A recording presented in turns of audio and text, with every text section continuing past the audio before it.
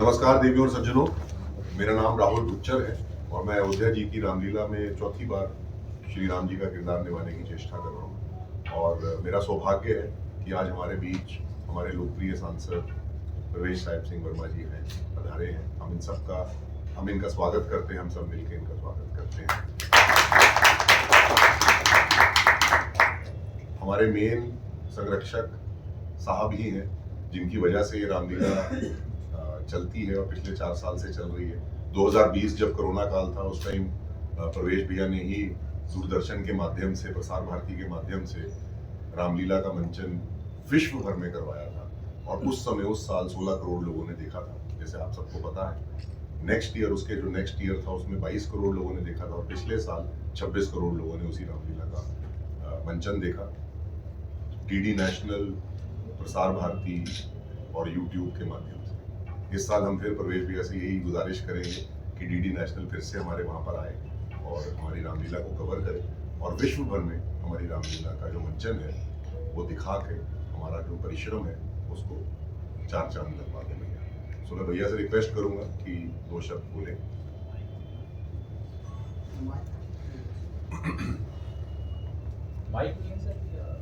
आप सभी को जय श्री राम। जय श्री राम। आपको सबसे पहले तो मैं इस बात की बधाई देना चाहता हूं कि देश में जो अनेक अपना दशकों से एक जो महिला आरक्षण बिल जो अपना पेंडिंग था, कल उसको सदन ने पास किया। तो उसके लिए मैं देश की सारी महिलाओं के साथ साथ, आज हमारे साथ भी महिलाएं हैं इस अपना मंच पे मौजूद, उनके साथ साथ सभी को, आप सबको भी मैं बहुत बहुत बधाई देना चाहता हूं कि ये बिल जब आ जाएगा, हम जो और सारी पार्टियां महिला सशक्तिकरण की बात करती है, हम ये अपना रामायण के किरदार में भी देखते हैं कि माँ सीता का क्या बलिदान था। जो 14 वर्ष का वनवास मिला था वो माँ सीता को तो नहीं मिला था, वो तो प्रभु श्री राम को मिला था, मगर वो भी उनके साथ साथ में उन्होंने भी पूरा वनवास काटा। तो हमारे देश को आगे ले जाने के लिए, इस स्थान तक ले जाने के लिए हमारे देश की महिलाओं का बहुत बड़ा योगदान है। इसलिए मैं सारी महिलाओं को सबसे पहले नमन करता हूं और आप सभी को बहुत बहुत बधाई देता हूं ये बिल पास होने।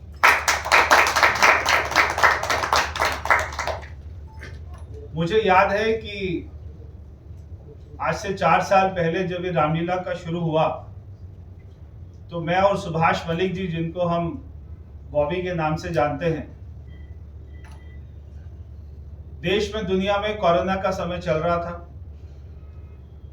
पूरा लॉकडाउन लग गया था और उस समय हर आदमी की ये अपना चर्चा का विषय था, चिंता का विषय था कि इस बार की रामलीला का क्या होगा। और हम सभी जानते हैं कि 2 साल तक ये देश में कहीं पर भी रामलीला नहीं हुई थी, मगर हमने उस परंपरा को खत्म नहीं होने दिया। जब मैंने और सुभाष मलिक जी ने एक दिन ये चर्चा करी कि क्या कर सकते हैं, तो हमने बात करी कि आजकल तो ऑनलाइन का जमाना है, तो हम इसको क्यों ना ऑनलाइन दिखाएं और कहीं ऐसे स्थान पर करें कि जिसका इसका महत्व और ज्यादा बढ़ जाए। तो मुझे बहुत खुशी होती है आपको बताते हुए कि सबसे पहले उसके बाद में हमने अयोध्या में रामलीला करी। हमने अयोध्या का स्थान चुना और उससे अच्छा कोई स्थान तो देश में हो नहीं सकता था। जब हमने अयोध्या का स्थान चुना तो फिर हमको मालूम पड़ा कि अयोध्या में, जहाँ पे भगवान श्री राम की नगरी है, वहां पर तो रामलीला कोई होती नहीं, क्योंकि सारे प्रभु श्री राम के अपना लीला में डूबे हुए रहते। तब हमने वहां पे जो है रामलीला शुरू करी और रामलीला शुरू करी तो उसका क्रेज इतना बढ़ता गया कि जो पूरे देश का सबसे देखने वाला डीडी चैनल है, वो उसने अपना डीडी चैनल ने खुद ही हमसे संपर्क किया और उसने कहा कि हम इसको लाइव दिखाना चाहते हैं। और उनको कंसेप्ट इतना आया, अच्छा लगा कि उन्होंने इसको लाइव दिखाया तो उसके बाद में जो हमने कार्यक्रम के बाद में पूछा कि इसकी व्यूअरशिप क्या रही, कितने लोगों ने, देश के दुनिया के लोगों ने देखा, तो उन्होंने बताया कि ना केवल देश में बल्कि पूरी दुनिया में ऑनलाइन देखा गया और लगभग 25 करोड़ लोगों से ज्यादा लोगों ने इसको देखा। और वो अपना तब से आज तक हमेशा इसका डीडी पर लाइव प्रसारण होता है और अभी इसकी संख्या, व्यूअरशिप की संख्या और ज्यादा बढ़ती गई और देश में जहां पर भी लोग अपने घर से बाहर निकलकर अगर कोई रामलीला नहीं देख पाते हैं तो वो अपने घर में बैठकर ही, जो हमारे देश के बहुत बड़े बड़े कलाकार हैं वो अब तो हमारी रामलीला से जुड़ गए। अगर मैं कुछ आपको कलाकारों का नाम बताऊं तो इसमें पूनम ढिल्लो जी, जो अपने जमाने की बहुत एक अदाकारा रही है, एक्ट्रेस रही है बहुत बड़ी, तो उन्होंने इसमें काम किया। माँ शबरी का इस साल कर रही हैं। और फिर एक जो पिक्चर आई थी मैंने प्यार किया, हम सबको अच्छी लगी, उसमें जो भाग्यश्री थी एक्ट्रेस, तो वो हमारी रामलीला से जुड़ी हैं।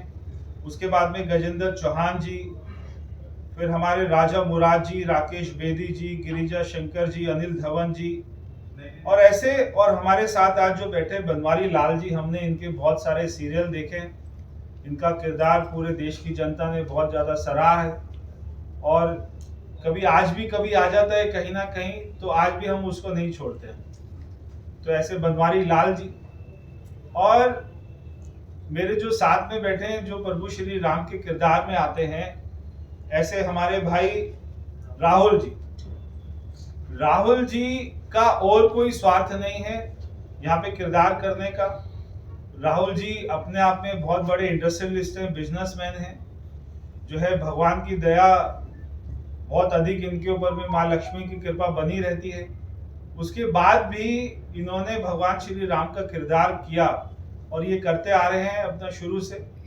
और अगर आप इनका देखेंगे किरदार में, इनको गेटअप में देखेंगे पूरा, तो आपको ये लगेगा कि पूरे देश में मैं ये लिख कर दे सकता हूँ कि इससे सुंदर जो है भगवान श्री राम का किरदार और वो जो इनका चित्र आता है और जो इनका फिजिक है जो भगवान ने दिया और इन्होंने बनाया, तो इससे अच्छा किरदार मैंने भगवान श्री राम का आज तक कभी कोई नहीं देखा।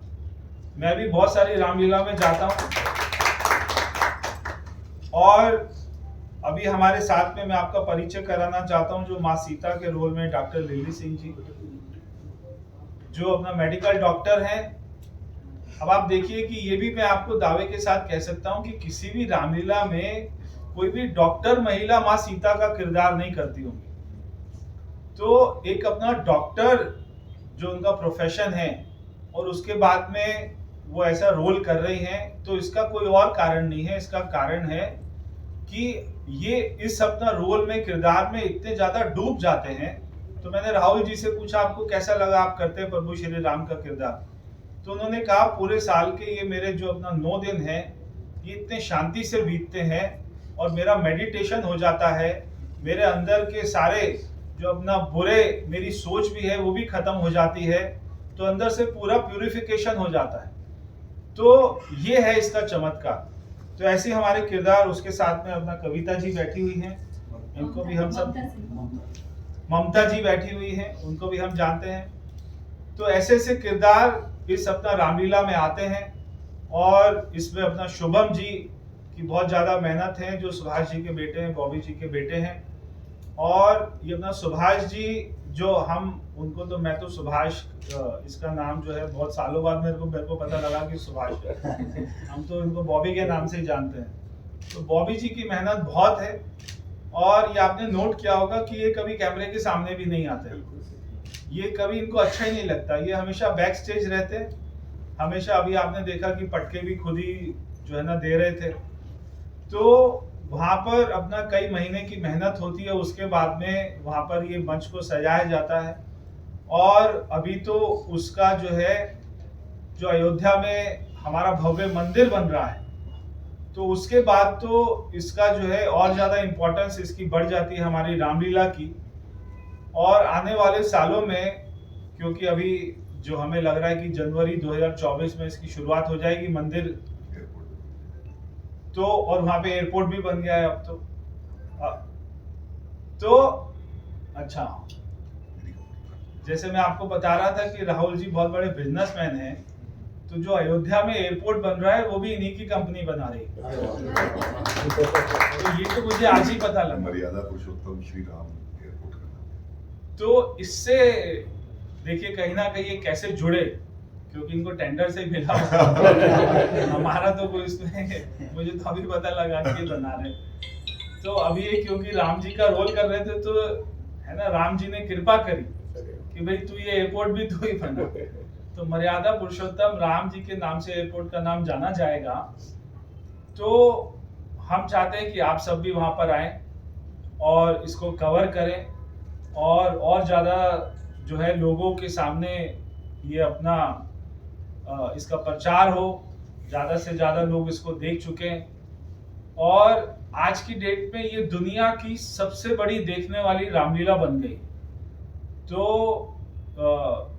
इसलिए मैं इसके लिए जितने भी किरदार हैं उन सब के साथ जो पूरी टीम है उन सबको मैं बहुत बहुत बधाई देना चाहता हूँ। और साथ में उत्तर प्रदेश सरकार को मैं बहुत बहुत जो है अपनी तरफ से धन्यवाद करना चाहता हूँ, हमारे माननीय मुख्यमंत्री जी का, हमारे संस्कृति मंत्री जी का और सारे अधिकारियों का, जो पूरे अयोध्या में डीसी हैं, सारे वहाँ के कमिश्नर हैं, वहाँ के सेक्रेटरी हैं, वहाँ की पुलिस है, वहाँ के सारे पुजारी हैं, वहाँ के अयोध्या नगरी में रहने वाले लोग हैं जो हमारा सहयोग करते हैं। और हमेशा वहाँ पे उत्तर प्रदेश सरकार के कोई बड़े बड़े मंत्री आते हैं, खुद आते हैं, रामलीला को देखते भी हैं, परिवार के साथ भी आते हैं, कमिश्नर भी आते हैं, वो भी परिवार के साथ आते हैं, अकेला कोई नहीं आता। और वो देखकर बहुत उनको अच्छा लगता है। धीरे धीरे जो हमारी कमियां रही हैं पीछे, हम भी उससे सीख रहे हैं और आगे और अच्छा करने की कोशिश करेंगे। तो आप सभी आए, मैं आप सभी का बहुत बहुत धन्यवाद करता हूँ। बहुत बहुत धन्यवाद।